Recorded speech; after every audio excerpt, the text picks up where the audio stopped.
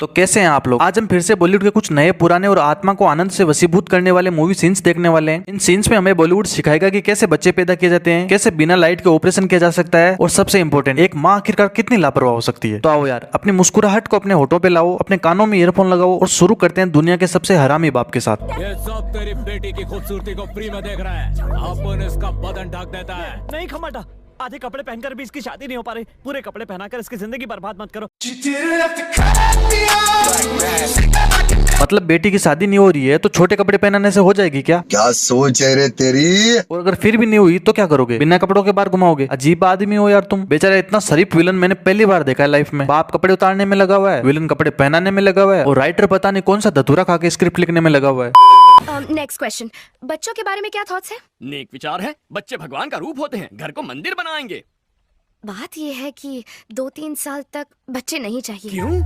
पाप लगेगा। ईश्वर के प्रसाद को मना करने वाले हम तुम कौन है? मुझे तो पैरों में भी सॉक्स पहनने की आदत नहीं है, तो मैं समझ रहे हो? समझ रहे हो आप? Look at you, no socks. मन करेगा तो तुम्हें जूते भी पहनाऊंगी।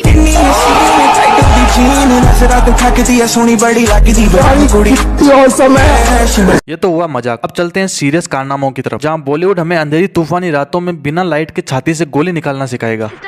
टॉर्च चलाओ, ये रोशनी काफी नहीं है। रोशनी कम हो गई, मैं भी करती हूँ।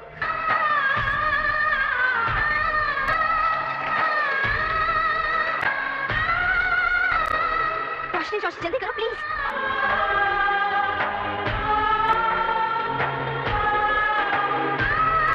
बाबू ठीक है?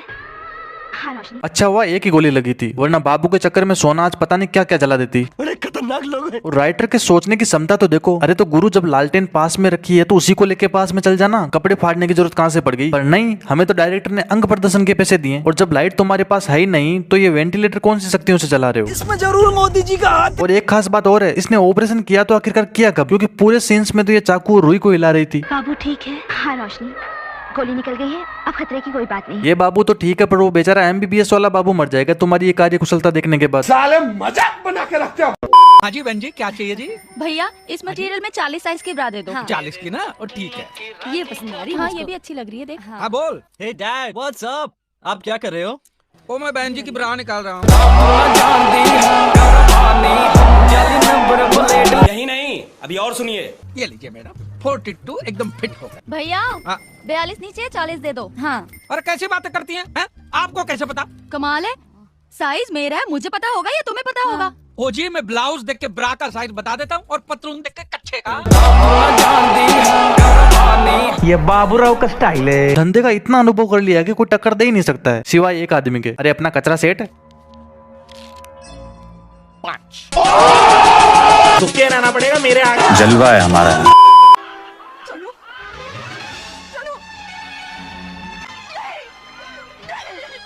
गंगा नदी का पुल आ रहा है। मालिक का नाम लेकर इसकी लाश को गंगा नदी में बहा दो।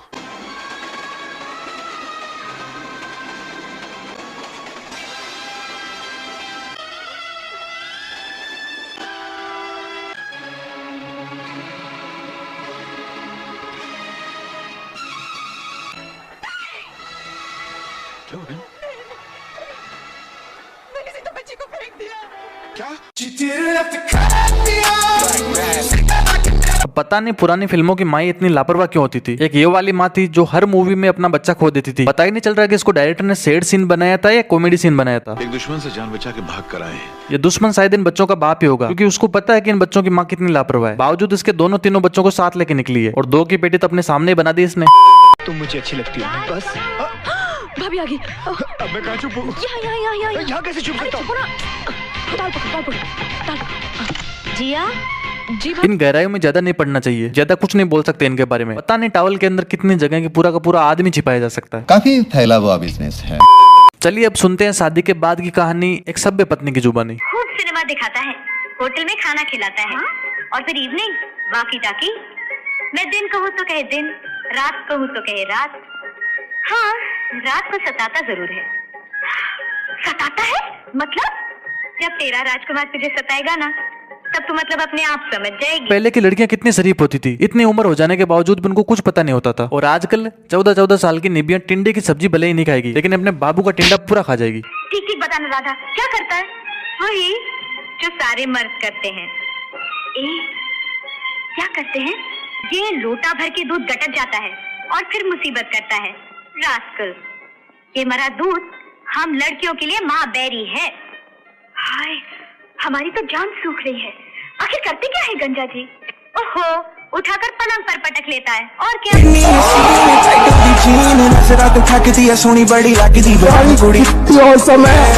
यही नहीं, अभी और सुनिए। फिर मीठी मीठी बातें करके फुसलाता है, फिर बालों में उंगलियां घुमाता है, फिर चूम लेता है, फिर ये बच्चा आ जाता है पेट में।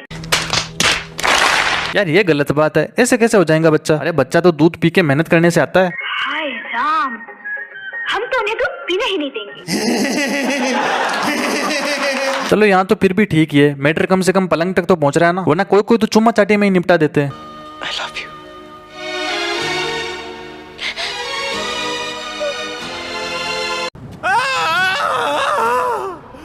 काट दिया, फेंक दिया, घुसा दिया। पापे, ये कोई पाप नहीं है। कुछ हो गया तो? क्या होगा? बच्चा। I am sorry, बाबू। पापे, ये पाप तो है, लड़की सही बोल रही है, बस सलमान खान को ये पाप दिखेगा नहीं, क्योंकि भाईजान तो चिकन डिनर करने की फिराक में है। चलिए, पुरुष और महिला का प्रेम तो काफी देख लिया, अब देखते हैं पुरुष और पुरुष के प्रेम की परिभाषा को। ये तो लेटेस्ट न्यूज है। नारायण दास, तुम मेरा कान क्यों चूम रहे हो? क्योंकि तुम्हारे कान तुम्हारे होंठ से ज्यादा टेस्टी है। तुम्हारा दूसरा हाथ कहाँ है? दो तकियों के बीच में है। नारायण दास, वो तकिए नहीं है। इनके बारे में 2 शब्द आप ही बोल दीजिए, तब तक मैं इज्जत के लेने और देने के बारे में जानकारी जुटा के आता हूँ। तुम लोग उन बेशर्म लोगों में से हो जिनके दिल में किसी के लिए भी इज्जत नहीं। इज्जत? सबकी इज्जत करेंगे तो लूटेंगे किसकी? अगला एपिसोड। मेरे पिताजी अक्सर कहा करते थे कि बेटा, अगर तुझे लगे कि तेरी इज्जत कम हो रही है तो तुरंत किसी की लूट लो। अगला एपिसोड। इतना याद रखना, अगर तू लड़की को इज्जत देगा तो लड़की तुझे अपनी इज्जत देगी। Thank you. सॉरी कहती हूँ। पता नहीं तीनों डायलॉग सेंसर बोर्ड ने पास कैसे कर दिए, कोई फेमिनिज्म पार्टी वाला आया ही नहीं क्या विरोध करने के लिए? अच्छा